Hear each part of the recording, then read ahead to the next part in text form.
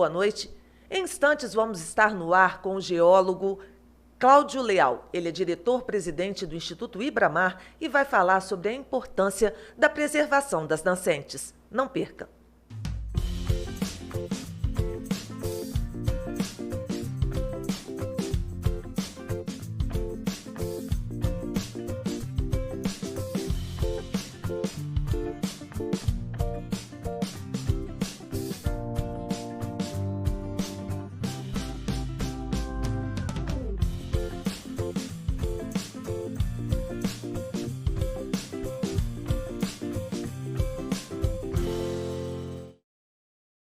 Lugar de mulher é na engenharia. Lugar de mulher é na agronomia. O lugar de mulher é nas geociências. As mulheres têm conquistado cada vez mais espaço e vem fazendo a diferença no desenvolvimento do país, mostrando para todos que o lugar delas é onde elas quiserem. Porque para nós, do sistema Confea, CREA e Mútua, por trás de cada profissional existe uma mulher que transforma, inova e realiza.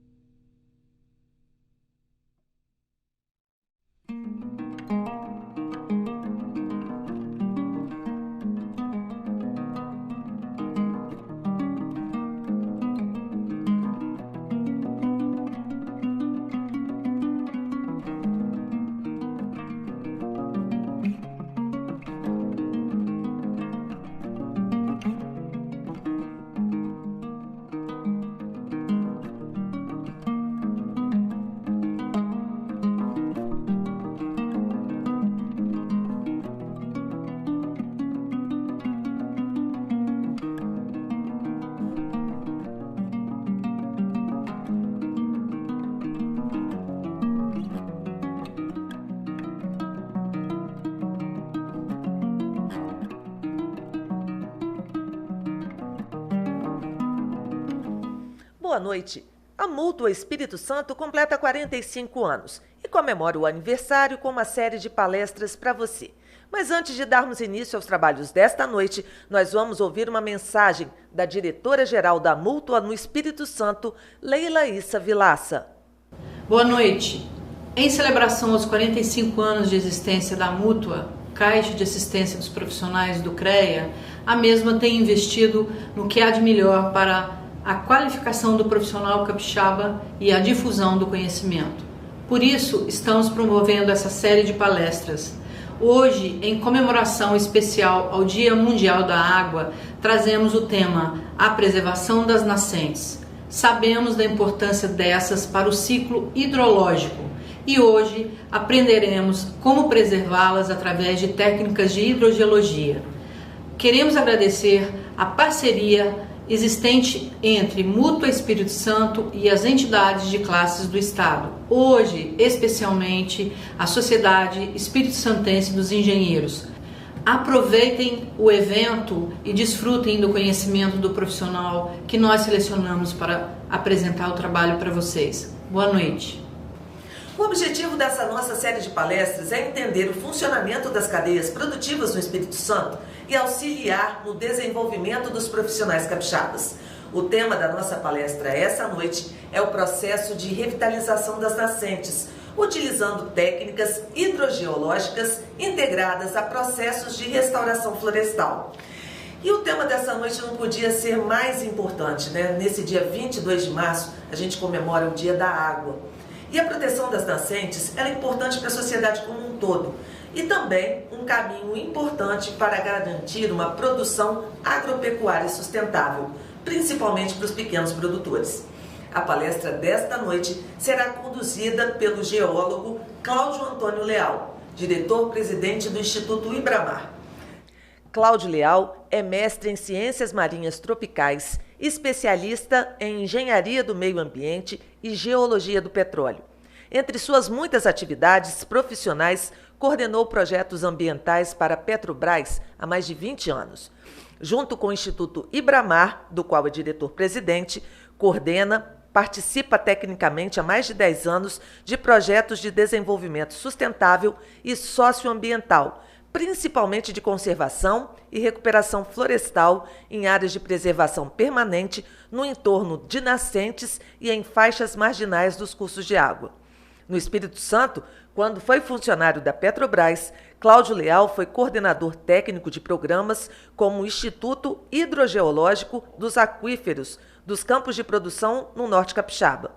Agora nós vamos ficar com o senhor, depois de um currículo desse. Fiquem todos com a pessoa mais qualificada para dar essas informações na noite de hoje. Seja muito bem-vindo, Cláudio, é com você. Boa noite, pessoal. É um prazer estar apresentando esse tema tão relevante no Dia Mundial das Águas. A minha palestra refere-se ao processo de revitalização das nascentes, utilizando técnicas hidrogeológicas integradas aos processos de restauração florestal.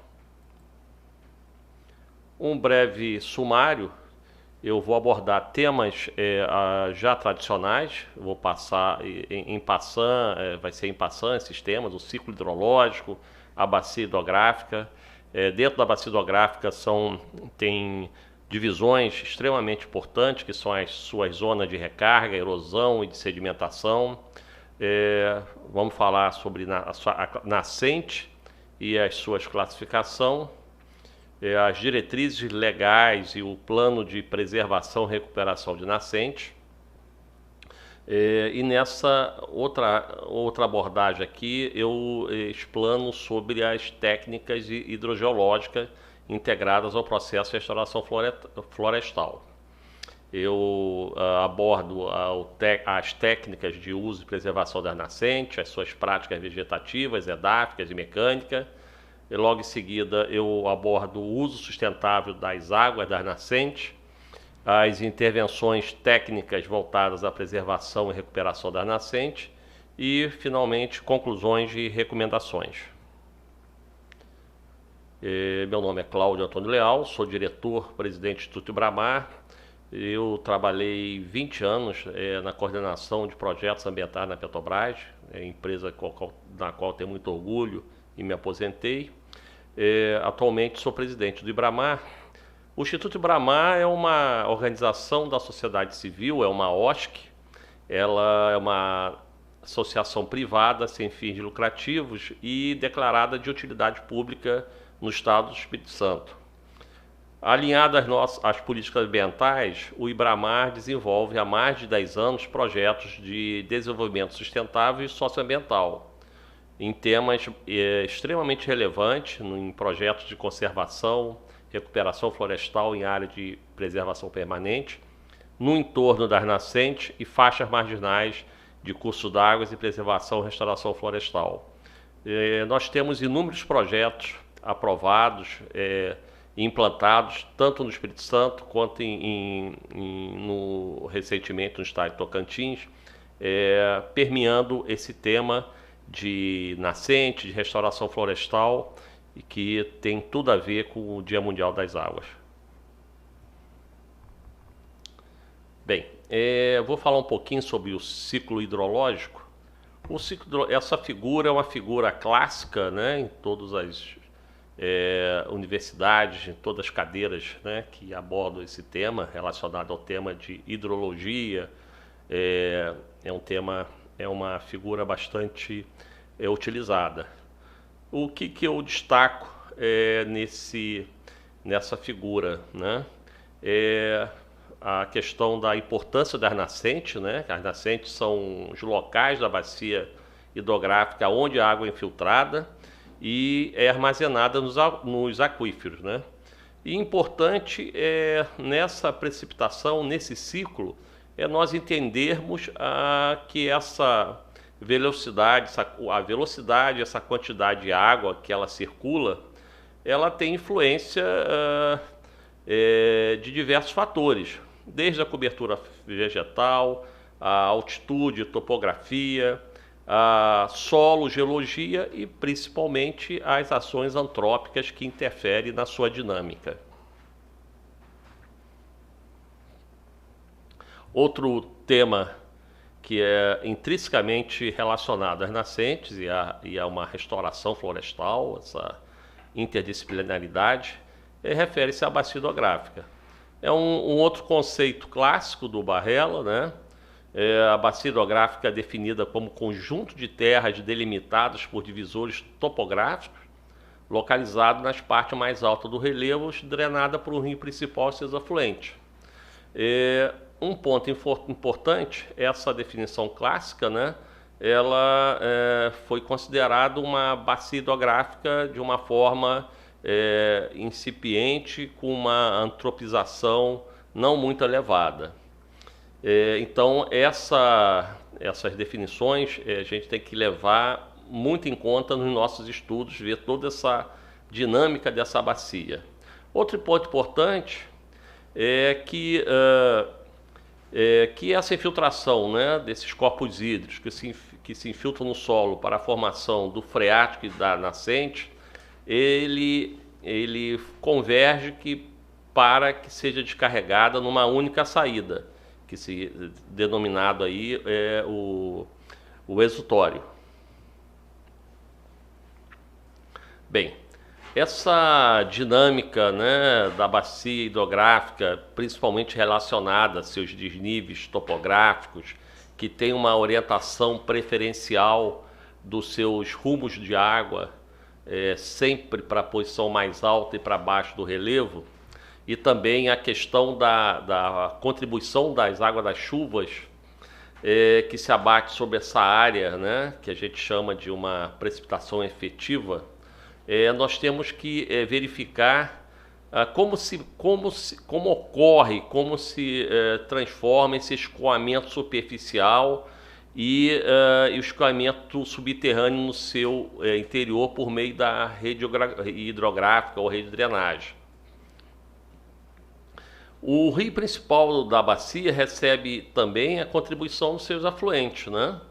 E também dos seus subafluentes. Então, essa dinâmica dos processos de infiltração, armazenamento, das águas subterrâneas, a evapotranspiração, escoamento e formação dos cursos d'água, isso atrelado aos processos de ocupação do uso do solo e também da biodiversidade, né, encontrada na bacia, são pontos relevantes para nós entendermos a sua paisagem. E segundo Holanda e et al. Em 2012, essa paisagem ela bem classicamente ela é dividida em 3 zonas hidrogeodinâmicas: a zona de recarga, zona de erosão e a zona de sedimentação. A zona de recarga ela está localizada nos topos, nas chapadas, em áreas mais elevadas, né? São áreas com solos profundos e com uma relativa permeabilidade. E ela tem uma importância fundamental para o abastecimento, a recarga dos aquíferos freáticos.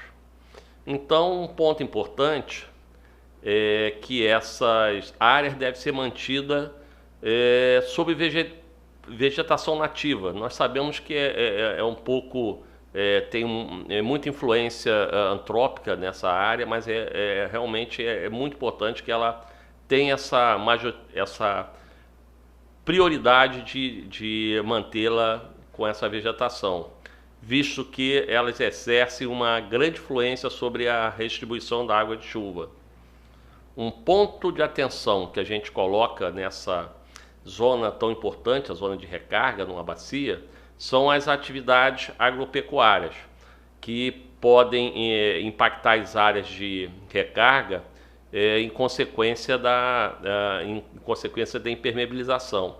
Então, como vocês estão vendo aqui na figura, se você está com essa área aqui impermeabilizada, isso aqui funciona até como uma rampa, né? Uma rampa de lançamento. Então, é uma descida, ela aumenta a velocidade, e com esse aumento dessa velocidade, isso aí aumenta o carreamento da carga de sedimento, vai ser com um fluxo desses debris flow, esses mud flow, eles aumentam e a gente já consegue ver em noticiários, muitas das vezes, a gente viu recentemente como acontece esses fluxos de lama, de sedimento descontrolado, é muito complicado. Então, outro ponto também, além dessa impermeabilização, que ela diminui a rugosidade, né, dessa área de recarga, né, que ela vai com uma velocidade mais alta. Nós temos também um uso de agroquímicos também nessa área de recarga. Ele vai levar uma infiltração, né? Você está ali, está na área de recarga, você coloca usa um agrotóxico, é como se fosse uma injeção você está recebendo uma injeção na veia, né?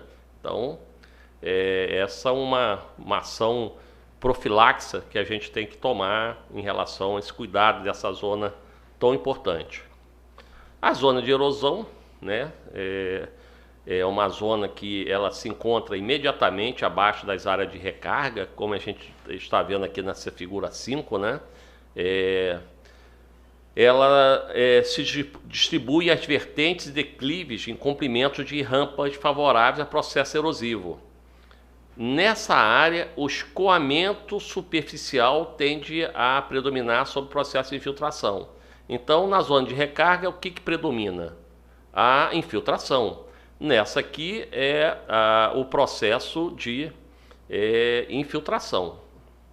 Essa é o processo, predomina o processo de escoamento. Bem, essa figura 5 e 6 mostram aí exemplos aí de vossorocas e sulcos e ravinas que frequentemente, infelizmente, né, nós deparamos no Espírito Santo e no Brasil, né, de modo geral, por essas falta de ações preventivas e mitigadoras para controlar essas ações de descontrole na zona de erosão. Bem, em relação, não que ela não seja tanto na zona de erosão, que não precisa, e na zona de recarga, que não tenha nenhuma ação agrícola. Na zona de erosão, pode ser cultivadas lavouras anuais, perenes, pastagens, desde que tenha um sistema de controle de erosão seja implantado. Então, esse sistema, nós temos faixa vegetativa de retenção, terraços, bacias de captação. Essa bacia de captação também, ela tem um termo chamado, no Espírito Santo, alguns usam, bacia de captação, bacia de filtração, um termo, usam barraginhas. Eu não gosto eu critico esse uso de termo de barraginha, porque a barraginha, ela tem uma conotação de interferência no fluxo hídrico, né? É uma barraginha, uma barragem, você usa uma barragem para você realmente acumular. A barraginha, na realidade, ela favorece esse controle de erosão e para infiltrar essa água que vai abastecer, vai propiciar o abastecimento das nascentes que estão situadas à sua jusante. Então, essas áreas de erosão, da zona de erosão são as principais contribuintes para o carreamento de sedimentos para os cursos d'águas, reservatórios que pode causar assoreamento e elevação da turbidez nas águas superficiais. Bem, nesse ponto, na questão de uma avaliação de uma bacia, o geólogo é muito importante nessa avaliação, integrado aí com o engenheiro agrônomo, com o engenheiro florestal, de avaliar a origem desse sedimento, né, fazer uma análise granulométrica desses sedimentos, verificar que tipo de sedimento, é um sedimento mais lamoso, é arenoso, é síltico, se tem uma cimentação, se o cimento dele é carbonático, ferruginoso.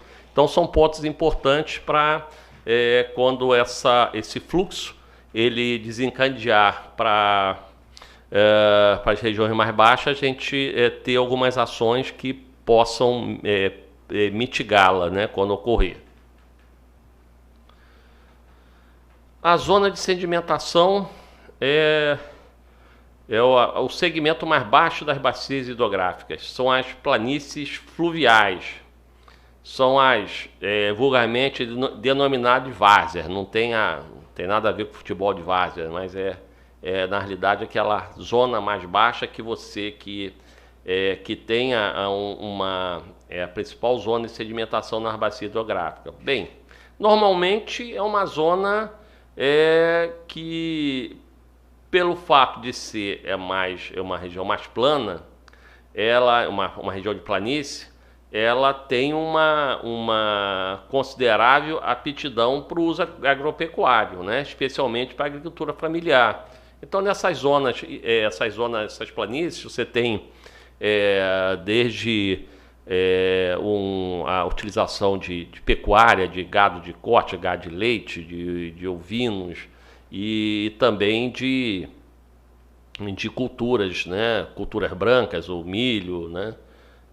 Então é bastante intensificado essa utilização. Muitas das vezes é uma área considerada a área mais nobre de uma propriedade rural. Bem, um ponto de atenção nos períodos de chuvas, algumas dessas planícies apresentam sério risco de inundações, né? Se você não tiver um estudo prévio, né, desde lá de cima até fazer uma avaliação geológica, hidrogeológica, a questão como é que está a APP, você fazer toda uma análise integrada dessas zonas, você acaba tendo esses impactos, né, que vai desde a inundação, a problema de infraestrutura, fossas, né, instalação de fossas sanitárias. E um ponto importante, você tem também, normalmente nessa várzea, você tem a dessedentação animal, né? Então, se você lá em cima, lá na zona de recarga, você pesou a mão no agrotóxico, ele vai chegar embaixo. Você está lá em cima, vai chegar. Então, isso também pode ter consequências aí de contaminação, tanto para a cultura quanto para o próprio produtor rural. Nascente, né? É um tema que é bastante, hoje em dia, discutido. Vamos salvar nascente, vamos revitalizar. Nascente tem, historicamente, tem várias definições, né? Clássica de livro, tem definições mais rebuscadas, né? E é uma situação que eu sempre coloco, que muitas das vezes as nascentes que são citadas na literatura tem uma dificuldade de você caracterizá-la bem no campo. Por isso tem que fazer uma análise muito bem feita, prévia, identificação em fotografia em mais satélite, fotografia aérea e posteriormente uma reambulação desses dados, né? Então, uma definição que eu gosto muito, né, bem simples, né? A natureza é simples, né? A natureza é bem simples, o homem que complica. Então, quanto mais simples os nossos processos, a gente retorna e tenta remeter para a natureza, né, esse entendimento, né? Você não vai ver uma nascente correr para cima, é difícil. Apesar que o homem complica, que pode tentar fazer uma modelagem que chega nesse ponto. Mas os processos da natureza são simples, são bem simples, né? Um ponto importante nessa definição, que a nascente pode ser definida como um momento do ciclo hidrológico em que a água infiltrada retorna à superfície. Então, as nascentes são fonte importante, pois originam os cursos d'água e, quando bem conservadas, alimentam os rios de forma abundante e contínua. Então, a nascente é um limiar entre o mundo freático e o mundo subterrâneo. Então, ela alimenta tanto uma interface, tanto o freático, né, podendo ir até para podendo chegar para um aquífero confinado, né, em alguns momentos, e também essa importância de alimentar principalmente os rios, né? Ela tem localizações diversas, ela pode estar em costas, depressões, ela pode ser tem vários tipos de classificação. Ela tem, em relação à temporalidade, ela pode ser perene, temporária, efêmera, né? E eu uso muito uma classificação bastante operacional, abordando 2 temas. Eu englobo em duração do fluxo, eu chamo de nascentes fixas e nascentes móveis. Aí muitas das vezes o pessoal pergunta: pô, nascente móvel, nascente se move? Aí sim, né? Muitas das vezes você vai em propriedade rural, aí o produtor: olha, há 30 anos atrás, quando meu avô morava aqui, essa nascente ficava lá, tem uns 100 metros lá em cima, agora ela veio para cá. E tem uma explicação para isso. Nesse processo de interferência, de antropização, de atuação do homem, de práticas inapropriadas na agricultura, o fluxo ali, o fluxo hídrico, ele se altera.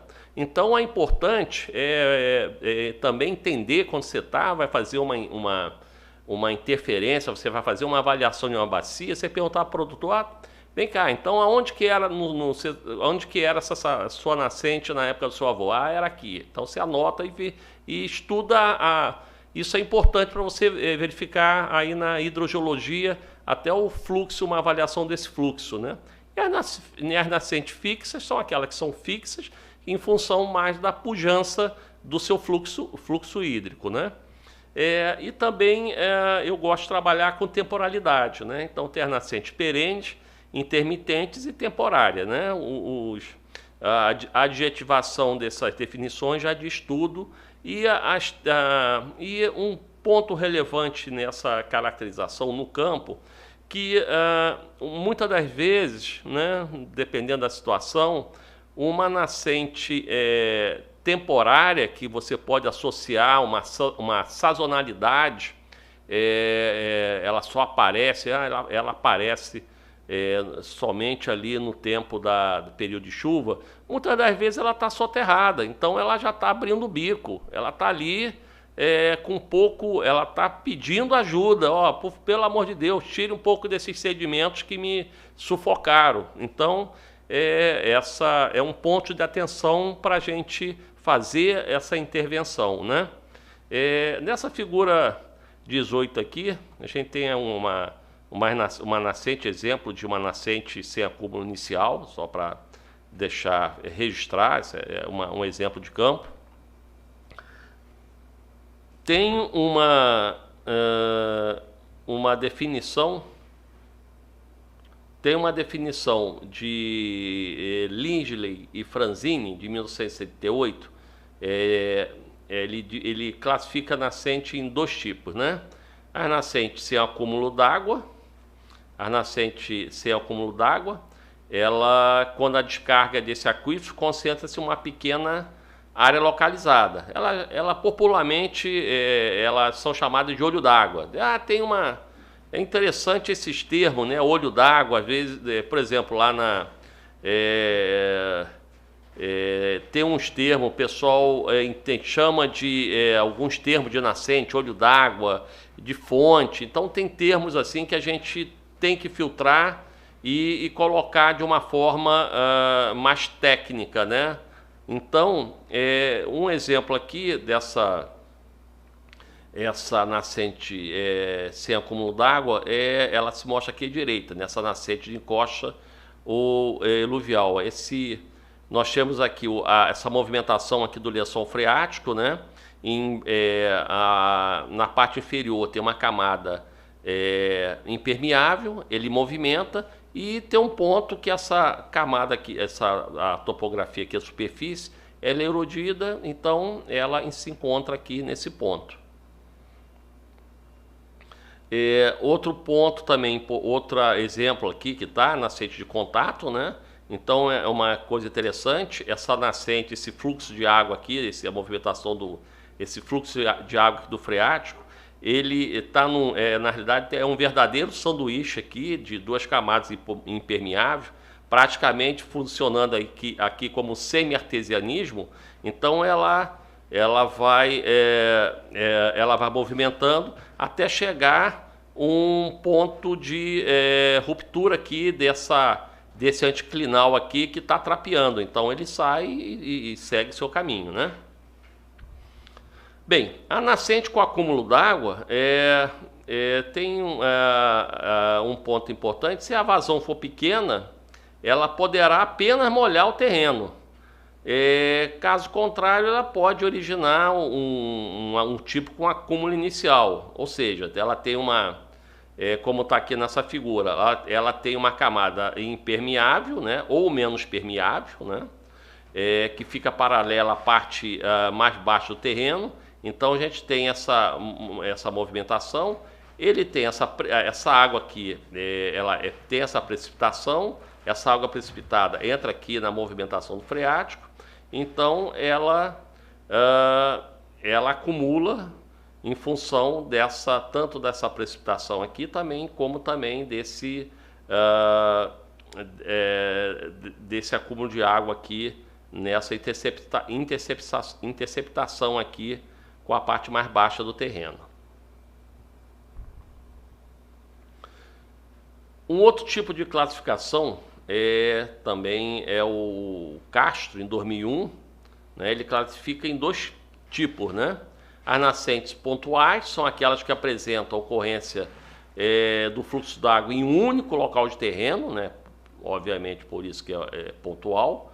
São localizadas geralmente em grutas rasas e profundas no alto das serras, e encostam em grutas em região montanhosa. E outra classificação, a segunda classificação são as nascentes difusas. Elas não apresentam um ponto definido no terreno, ou seja, apresentam vários olhos d'água que ora aparece, ora desaparece, né? A maioria dessas nascentes, elas se encontram em brejos, vossorocas e matas localizadas em mais baixa e relevo plano. O exemplo mais famoso são as veredas. Eu estou atualmente trabalhando num projeto de restauração florestal lá em Tocantins. Um exemplo típico, né, as veredas de nascente difusa. Uma coisa muito linda, você tem uma vegetação, isso aqui, nessa foto aqui são os buritis. Buritis aqui, uma coisa, você está fazendo uma análise dessa água, em cima você começa a ver a arara comendo as frutas de buritis, e você vê uma coisa muito interessante na nascente difusa. É um termo que se usa muito lá em Tocantins, quando a nascente ela tem um fluxo, tem um fluxo mais forte, eles utilizam um termo de ferver. Ah, não, ali tem ali naquela região, ali naquele ponto ali está fervendo. Então, nada mais é a nascente ela tem um sedimento mais arenoso, né, na parte superficial, e o fluxo permite aquele borbulhamento. Muito bonito. Bem, um ponto importante, né, em relação ao plano de preservação e recuperação das nascentes, é a questão legal, o atendimento à conformidade legal, e todas as intervenções elas são hoje norteadas principalmente pelo Código Florestal, né? Pela Lei 12.651 de 2012. Então, e umas ações que permeiam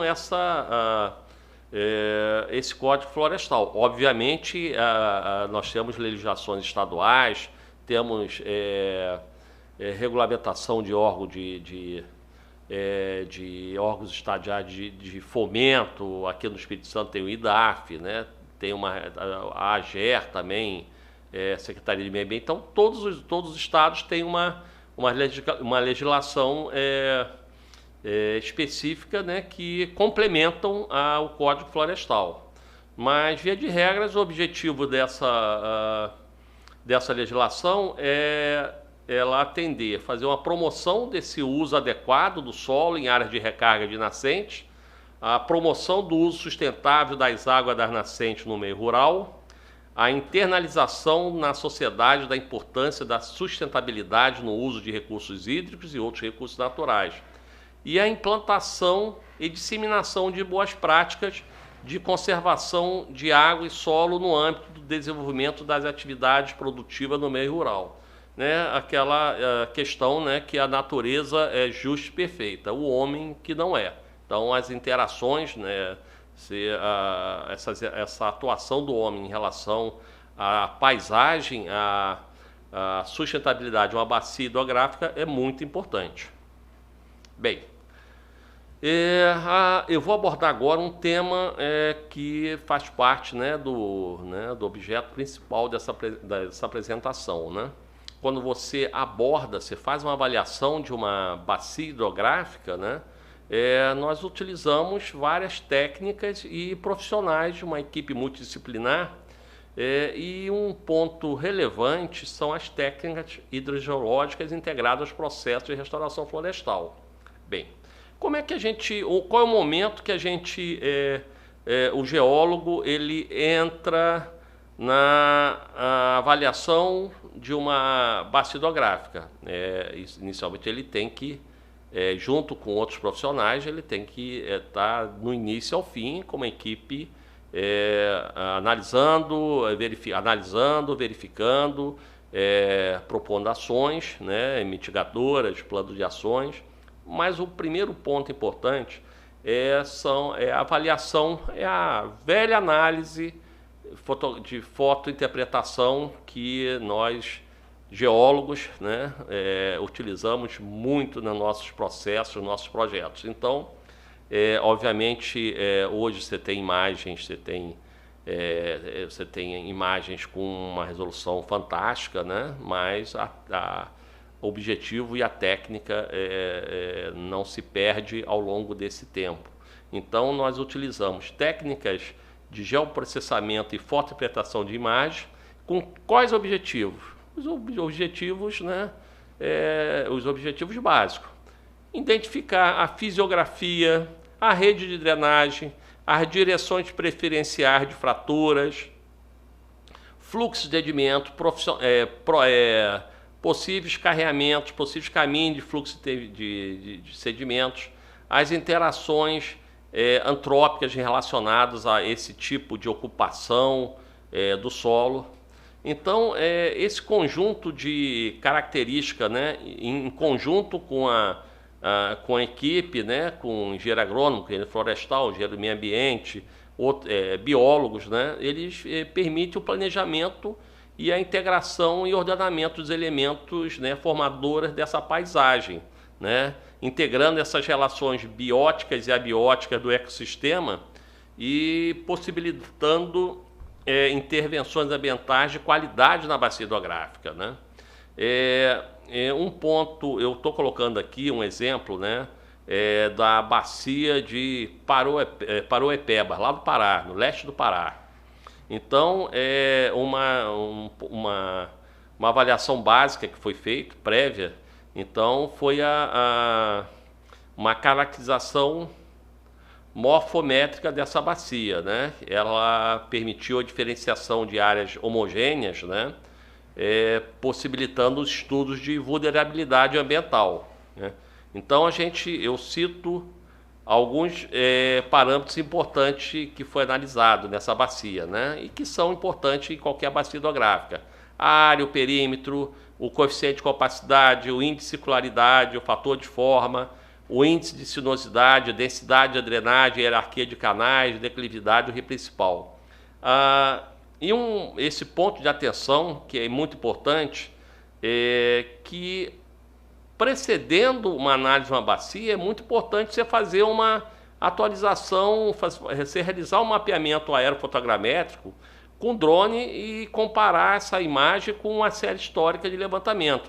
Há uns 20 anos atrás, por aí, um pouquinho mais, um pouquinho menos, os levantamentos aéreos eram caros, né? Então, você fazia um levantamento, você fazia mais espaçado. Então, hoje, com a utilização de drones, esses custos realmente caíram vertiginosamente. Então, é importante você fazer uma atualização mais recente e, obviamente, compor com os dados as séries históricas que você tem de estudo de bacia. Bem, voltando aqui para a caracterização morfométrica aqui da bacia hidrográfica do Rio Paraupebas. Então, eu tenho esses parâmetros que eu não... Está na imagem, eu não vou ler aqui para não perder tempo, né, lendo, mas tem esses parâmetros e as suas mensurações, né, esses valores. Em um dado, eu já vou partir para o que eles conseguiram nisso aí. Um ponto importante na fase de diagnóstico, de avaliação dos dados de imagem de satélite ou fotografia ou aerolevantamento, não importa. Alguns pontos definiram a área de drenagem, atualizaram a área de drenagem, o seu comprimento e um ponto importante, com base nesses coeficientes de compacidade e o índice de circularidade, o fator de forma, eles chegaram, comparando com base em estudos e com outros pesquisadores, que a bacia do Rio Paraupebas possui uma baixa probabilidade de enchente durante o período normal de precipitação. Interessante. Então, só nessa análise, né, de modelagem, nessa análise das imagens. Outro ponto importante aí também a questão da sinuosidade, que foi o índice de sinuosidade que foi encontrado, né? Ela ficou com uma sinuosidade, um canal de transição com um índice 1,5. E o último dado que é interessante, né, é o coeficiente de drenagem, né, que tem uns índices entre 0,5 km por quilômetro quadrado, que é considerado baixa drenagem, até 3,5 km por quilômetro quadrado, é uma alta drenagem. E interessante que esses dados da bacia de Paraupeba apontou um dado de 0,26, ou seja, muito baixo. Então, após discussões e com certeza reambulações no campo, eles associaram esse valor à presença de rochas permeáveis e chuvas menos intensas, que influenciaram na disponibilidade hídrica dos sistemas naturais. Então, eu estou colocando um ponto de atenção nesses dados, que a riqueza dos dados, riqueza das informações prévias que o geólogo, junto com a equipe, pode contribuir principalmente nessa análise da fisiografia, na morfometria e depois integrar com o fluxo de sedimentos, com o posicionamento de equipamentos ou de intervenções que possam mitigar algumas ações que ocasionem danos à bacia. Eu vou passar rapidamente aqui alguns mapas, que são uns mapas temáticos que são importantes no estudo de uma bacia. Então, primeiro, esse mapa hidrogeológico, observe que é um mapa de 2015, já está precisando fazer outro mapa, já está precisando fazer uma atualização, quer dizer, já tem 7 anos, então já precisa dar uma atualizada em algumas informações, né? Basicamente, nesse mapa você tem os domínios, né? Eles representam essa parte, os domínios de aluvionares, de planícies fluvio-lagunares e o domínio do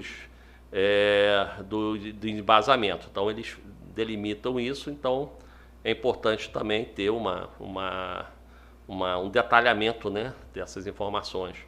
Outro ponto que é importantíssimo, que é o uso e ocupação de solo. Então, com certeza, esse aqui é da bacia, um trabalho muito bem feito aqui, elogiar aqui esse diagnóstico que foi realizado aqui foi coordenado aqui pelo IEMA, esse plano de recursos hídricos, né? Então, foi realizado esse uso e ocupação de solo, mas também está na hora de ter uma atualização, né? Tendo em vista essa redução do custo do voo de drone. Outro mapa eu estou citando esses mapas que são extremamente importantes para você ter uma integração e uma avaliação da intervenção que se propõe a se fazer numa bacia hidrográfica. Um mapa pedológico. Esse mapa aqui é um mapa importantíssimo, uma estimativa de perda dos solos, né? Esse mapa aqui, na realidade, você está vendo que é um mapa que tem até ele tem até uma resolução um pouquinho mais castigada. Ele já foi baseado em dados pretéritos. Então, com certeza, ele tem mais aí, deve ter uns 15 anos aí, pelo menos. Então, está na hora, uma informação muito importante ter esse mapa aí atualizado. Mapa de inundações, que além da questão de controle de instalações, como foi falado, principalmente na região mais baixa, não de planície, também permite você planejar um cultivo de inserção de cultivos em solos hidromórficos. Quais são as plantas, quais são os cultivos que se desempenham nesse tipo de solo e, obviamente, as questões estruturais, né, de contaminação, de saneamento rural que está impactado nesse ponto. Monitoramento, outro mapa, é o monitoramento de água do rio Jucu. Isso também são pontos que sempre tem que ser atualizados. E esse mapa que é muito interessante, o mapa de vulnerabilidade de contaminação dos aquíferos, né? Então, observem que nessa borda leste aqui do mapa, ele tem uma contaminação, ele está com um alto grau de contaminação. Por que isso? Nesse lado leste aqui é onde que nós temos os nossos aquíferos granulares, ou seja, onde que nós temos aqui a maior espessura da bacia sedimentar. Então, nota-se que aqui, a partir de Aracruz, eu estou aqui apontando aqui com o mouse, a gente já tem um afinamento dessa bacia sedimentar, né? E, por um outro lado, nós temos aqui nesse Nós temos alguns pontos aqui, algumas incursões sedimentares aqui, né, que é mais de aluvionares, e esses aqui amarelos nós temos aqui são aquíferos fissurados ou fraturados. Então, essa aqui é a caixa d'água, né? Principalmente essa parte amarela, essa aqui alta e muito alta, aqui é a caixa d'água do Espírito Santo. É onde que a gente tem que cuidar, porque se contaminar e não tivermos ações aqui bastante firmes, tanto no poder público quanto da sociedade civil, né, a gente tem sérios problemas de abastecimento e de qualidade desses aquíferos. Bem, um ponto extremamente importante refere-se às técnicas e uso e preservação das nascentes, né? Um ponto importante que essas técnicas vegetativas, edáficas e técnicas e práticas, elas têm uma importância muito grande na relação à recuperação das nascentes, e também ela visa manter sua integridade física, química e biológica. No caso, os objetivos dessas técnicas é aumentar a rugosidade da bacia hidrográfica. Esse é um termo muito importante, grave esse termo, né? Um objetivo de uma intervenção da bacia sempre você aumentar a rugosidade, você implementar aumentar a rugosidade, né? Que essa rugosidade ela previne enxurrada, não mitiga, minimiza, né? Enxurradas enxurradas, diminui seu escoamento superficial e também aumenta a eficiência na infiltração dessa água. Então essas técnicas podem ser divididas em 3 categorias: vegetativa, edáficas e mecânicas. A primeira, nós estamos vendo aqui as mudas, plantio de mudas nativas e frutíferas aqui ao lado, nessa foto, né? E também embaixo a remoção de vegetação por formação de uma cobertura, ações vegetativas para você utilizar uma vegetação de uma forma racional, visando a redução do escoamento superficial. Então, entre os efeitos a gente pode citar benéfico dessa cobertura: a proteção direta contra o impacto da chuva, a interceptação do fluxo de água, evitando o carreamento de sedimentos, diminuição da velocidade de escoamento e decomposição das suas raízes, né, que formando pequenos canais por a água infiltra. Ou seja, essas raízes ela permite aumentar a permeabilidade do solo. E outro ponto importante, ela permite também o aumento da retenção da água no solo, melhor estrutura, melhor permeabilidade. E também nós temos um maior tempo de oportunidade à infiltração, que essa infiltração proporciona. Então, são exemplos de ações pertencentes às práticas vegetativas: florestamento, reflorestamento, plantas de cobertura morta, rotação de culturas, formação e manejo de pastagem, cultura em faixa, faixa de bordadura, bosque, cordão vegetativo, né, entre outros.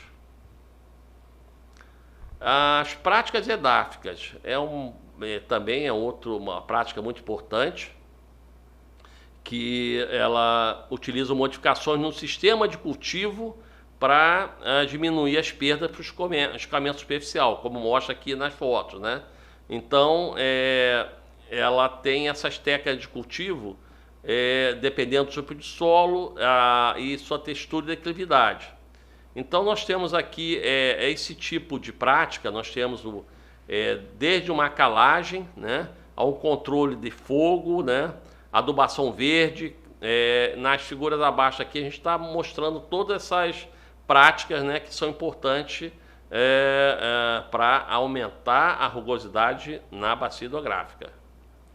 E um item muito importante são estruturas, né? Essas estruturas para você são estruturas adequadas para diminuir a velocidade de escoamento da enxurrada e muitas das vezes facilitar essa infiltração dessa água provinda lá da zona vem uma velocidade desde lá da zona de infiltração. Então ela segura um pouco essas enxurradas. Só um exemplo de prática pertencente a esse grupo, né? O preparo de solo em plantio, né? Isso é muito importante. O enleamento cortando, o terraceamento, as bacias de captação, que aqui tem um termo que usa barraginhas, que não é subsolagem, adequação de estradas rurais. Aqui também tem um item também que o pessoal usa, as caixas secas. Aqui embaixo, aqui, essa barraginha, né? É o que a gente usa para você. Na realidade, essa barraginha, o pessoal usa de uma forma muitas vezes errada. Vamos criar peixe nessa barraginha. Barraginha, que na realidade que é uma bacia de infiltração, ela não é para criar peixe, ela é para infiltrar essa água para alimentar o freático, né? Então, nessa figura aqui, essa figura aqui do lado, isso através de um voo de drone que nós fizemos recentemente. Tem cerca de 2 meses, nós identificamos o posicionamento errado de uma barraginha. A barraginha não é para ficar em APP, a barraginha é para ficar montante, para permitir, não chamo, mais uma vez, até mesmo eu tenho que me policiar, esse termo que o termo certo é bacia de infiltração. Então, a bacia de infiltração, ela para infiltrar, permitir que as nascentes sejam alimentadas, né, no período, principalmente para evitar também, além de alimentar as nascentes, ela também evitar segurar um pouco o carregamento de sedimentos.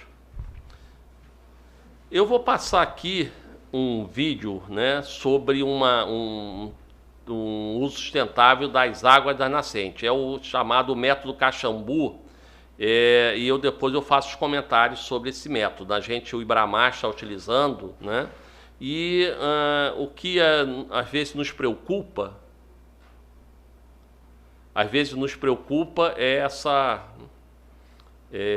essa questão da utilização desse método de uma forma errônea. Para proteger. Juliana, e quais são os materiais necessários para se fazer a proteção desta fonte de água? Então, os materiais é o tubo. Esse tubo ele é confeccionado na propriedade. Nós vamos usar pedra, vamos usar uma lona e vamos usar o cano para fazer a desinfecção. Bom, esse tubo foi preparado aqui na propriedade. A confecção dele é bem simples. Ele é composto basicamente de um tubo de concreto de 20 ou 30 e alguns pedaços de PVC. 2 de 40, o de baixo serviria para a limpeza da fonte, o de cima é utilizado como ladrão e os do centro são utilizados para a condução da água. E também são utilizados alguns capes que seriam para fechar esses tubos. Para preparar esse tubo, ele é colocado na posição vertical, enchido de terra ou areia, deixando em torno de 10 centímetros na ponta, colocado cimento e posicionado esses tubos. E é assim que é feita a confecção do protetor.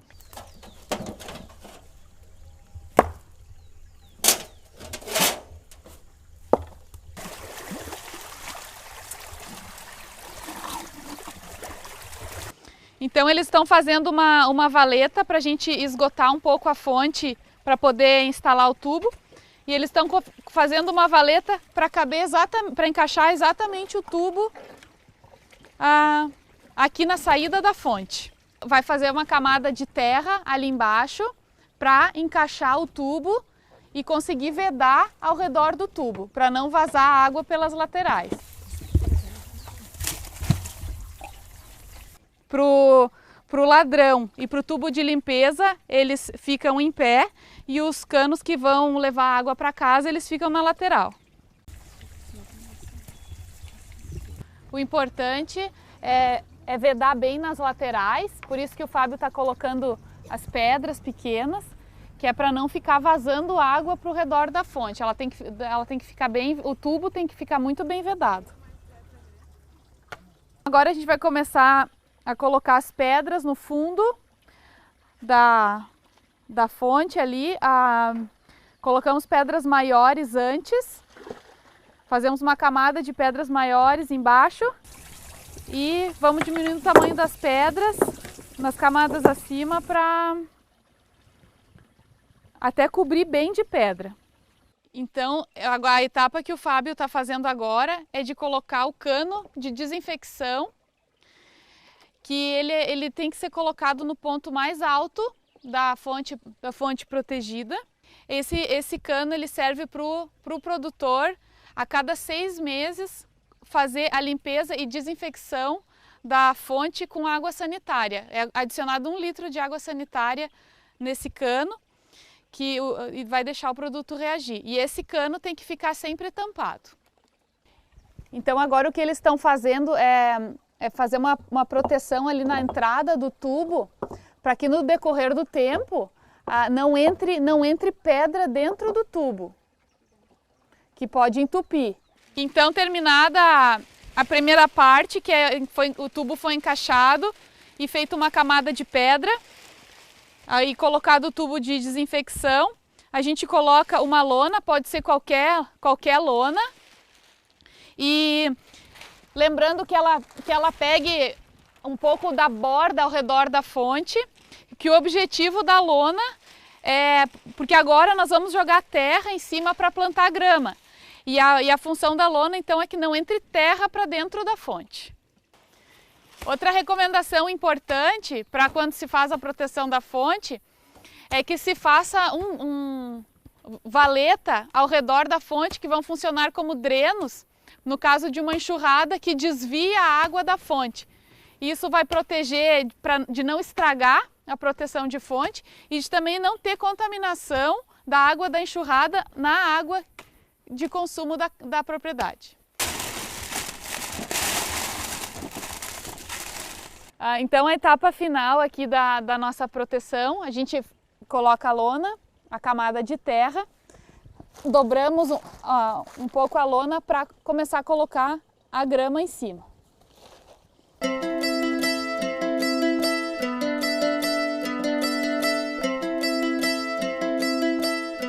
A proteção de fonte está terminada, então aqui para mostrar para vocês como é que ficam os tubos. Esse último aqui então é o tubo de limpeza, ele sempre fica fechado, tá? Esses 2 tubos, canos, é os que vão levar a água para a propriedade, para casa.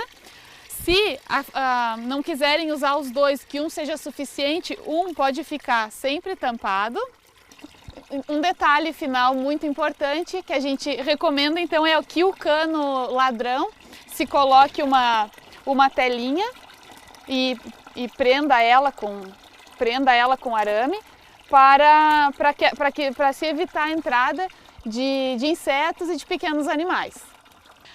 Nós vamos explicar então o processo de limpeza e desinfecção da fonte, que nós recomendamos fazer a cada 6 meses, onde o produtor deve colocar 1 litro de água sanitária aqui no cano de desinfecção.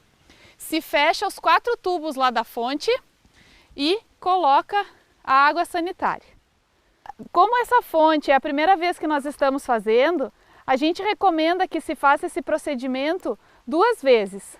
Então, feito isso, deixa o produto reagir por um tempo que se acha que a fonte pode suportar, porque ela começa a encher, e se abre os tubos para a água escorrer. O produtor vê a necessidade para... Eu só tinha uma parte final ali que realmente não seria tão relevante. Eu já tenho aqui, meu tempo já está ficando já apertado. Eu vou finalizar aí em 10 minutos, né, como já em consonância aí com as regras, mas eu gostaria de fazer o comentário aqui sobre esse uso sustentável das águas da nascente nesse sistema.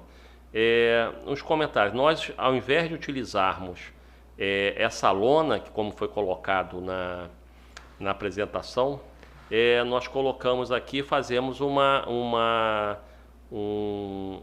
proteção de camada solo-cimento, respeitando aí as características permoporosas aí do local. E porque nós achamos que a lona ela pode agredir, ela não é agredir, mas ela há uma camada de solo cimento, ela estaria mais adequada. E nós também, como é que é o caso?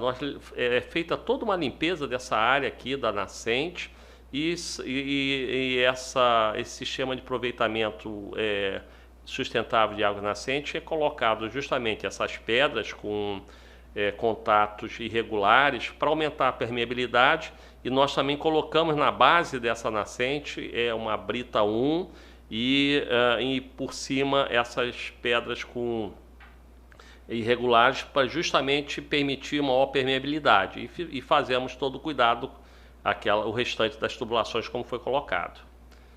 Bem, na penúltima parte aqui da apresentação, que é um item importante, são as intervenções técnicas voltadas à preservação e recuperação nascente.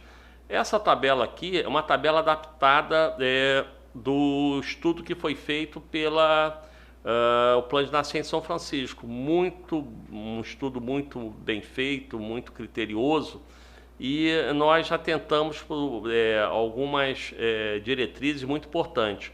Eles vão para o campo e depois eles verificam as nascentes, fazem o planejamento faz o planejamento prévio, e essa aqui já é uma planilha, já é uma prancha das intervenções a serem realizadas.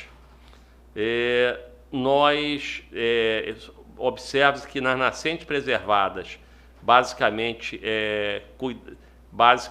eles realizam atividade de educação ambiental, né? Não tem nada, ela está preservada. E nas nascentes parcialmente degradadas, que eles consideram que elas são uma ocupação entre 30% e 70% da sua APP, vejam a quantidade de intervenções que eles realizam, desde cercamento, né? Esse é um ponto importante, que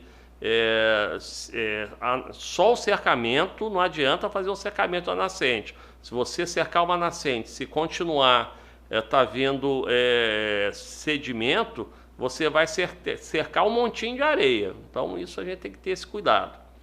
Então tem desde o cercamento até todas aquelas práticas que a gente já colocou, né? Então olha o número de intervenções, eu não vou ler aqui, né, que ela está bem complexa, mas aquelas práticas de plantio, práticas mecânicas de adequação ambiental, capacitação de moradores, o cercamento, né?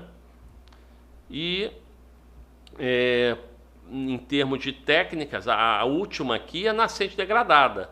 Observem toda a gama de intervenções a serem realizadas, né? Que então elas estão com todas as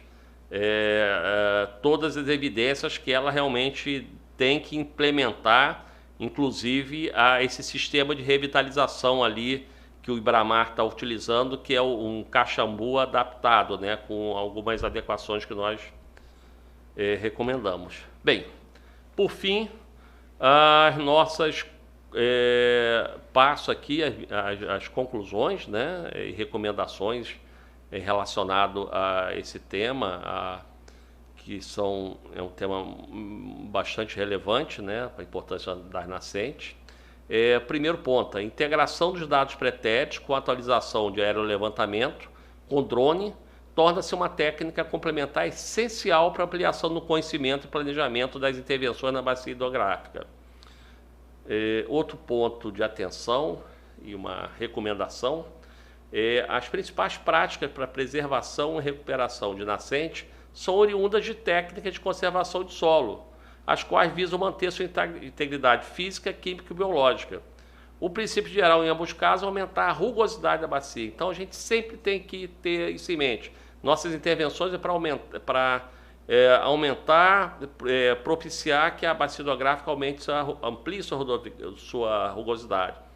E, por último, a formação de uma equipe multidisciplinar envolvendo geólogos, economistas, engenheiros agrônomos, engenheiros florestais, engenheiros de meio ambiente, profissionais de geoprocessamento, geógrafos e biólogos no planejamento e diagnóstico da bacia hidrográfica proporciona uma avaliação mais fidedigna dessa bacia, já que a mesma representa um ecossistema compartimentalizado e adequado para a avaliação dos impactos causados pela atividade antrópica, visto que o homem é o principal agente modificador do meio e das suas ações, que pode acarretar risco ao equilíbrio do ambiente, afetando a quantidade e qualidade da água.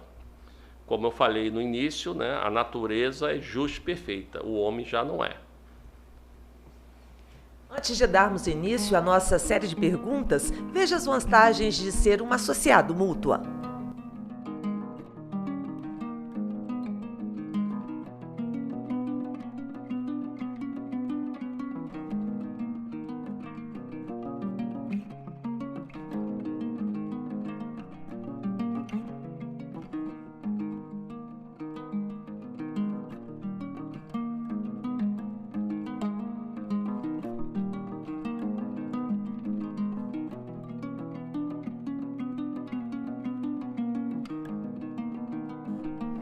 Bom, Cláudio, eu queria reforçar alguns pontos da sua palestra que é grandiosa, né? E a gente sabe que os nossos pequenos produtores são os que mais preservam a água, porque eles dependem dela para suas plantações, para qualquer coisa. O que existe hoje? Qual é a realidade? Porque a gente vê que tem tanto recurso e a gente vê que por exemplo, o Incaper, que vai ajudar o homem do campo, são equipes reduzidas, e o senhor fala de uma equipe multidisciplinar, com geólogos. O que falta é o Estado investir, é o governo federal, para que a gente possa ter esse bem tão escasso preservado como se deve? Na realidade, você abordou um tema importante, que é a escassez, né? O ser humano é constituído, 70% do ser humano é constituído de água.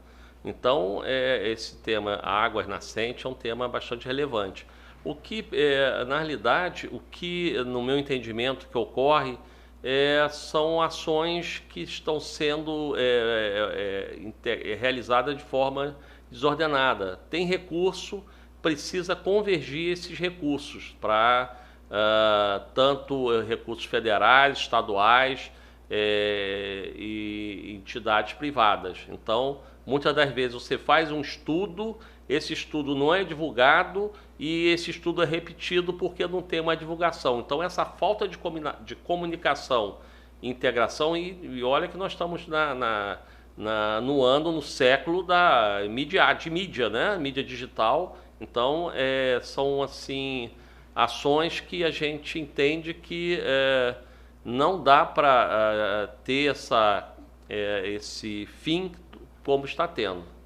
Bom, Ana Paula abordou uma questão até de um mapa do Espírito Santo, né?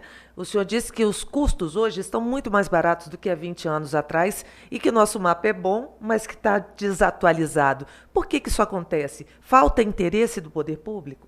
Na realidade, essa questão desses mapas, né? Como eu falei, há 20 anos atrás, 30 anos atrás, uma tecnologia a gente conseguia com voos de aeronaves, né, que realizaram esse levantamento aéreo. Hoje nós temos drones, né, com custos bastante reduzidos em relação ao que se tinha anteriormente. E então é uma ferramenta básica, né? Hoje, imagem, qualquer situação hoje na nossa vida profissional, uma atualização de imagem é uma ferramenta básica.